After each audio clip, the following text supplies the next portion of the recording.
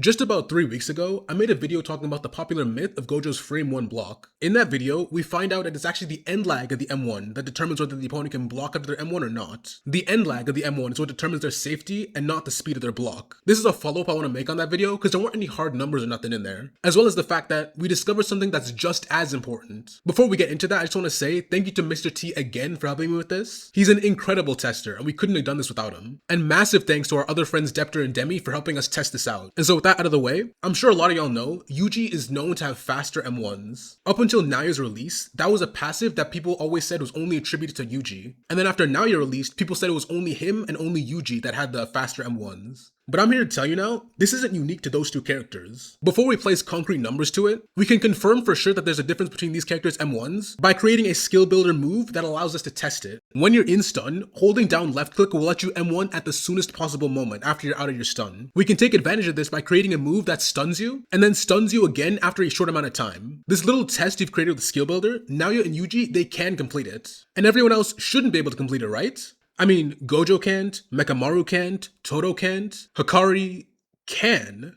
Hikari is able to beat this test, meaning for sure he has faster M1s. Just having this character being able to beat this test means we're gonna have to test every single character's M1s and see what frame data they have. So Mr. T booted up his recording software, and he got to measuring every single frame of every single M1. By using the appearance of the frame trail as frame 0, Mr. T has color-coded and made a whole spreadsheet of every single character's frame data. So now we can see, Naoya and Yuji, they have 12 frame M1s, but so does Yuta, so does Hikari, so does Ryu and Haruta and Charles. Yuji and Naoya weren't the only ones with these fast M1s, other characters have them too. This is only relating to their first M1, by the way. Most characters have different M1 speeds and end lags for their other M1s too. So despite the fact that Gojo has a 14 frame M1, his second M1 is actually a 12 frame M1. So with these concrete numbers, how can we apply this to the previous video where we talked about the end lag of M1s? Let's take Gojo for example. Gojo's first M1 lasts 20 frames long. The hitbox comes out at frame 14. This means the end lag is the rest 6 frames where the hitbox isn't active. And so if Gojo's first M1 didn't hit anyone, it has a 6 frame end lag. But if the M1 hits someone's block, that end lag on whiff is doubled. So for Gojo, this takes his 6 frame end lag up to 12 frames. For all intents and purposes, this is unpunishable. Blade Mahito's second M1 can punish it because it has a startup of 10 frames, but even that isn't really feasible for a reason I'll explain later. Now onto Yuji's M1s. Yuji's M1s last 21 frames. If he whiffs an M1 with a 12 frame startup, he has 9 frames of end lag. And on someone's block, that's double to 18 frames of end lag. That's more than punishable, and it explains why it's so easy to punish Yuji M1s. Hikari is the exact same as Yuji, and so is Yuta as well. They all have 21 frame M1s with 9 frames of end lag on whiff and 18 frames of M1 when they're blocked. Let's move on to a more unorthodox example.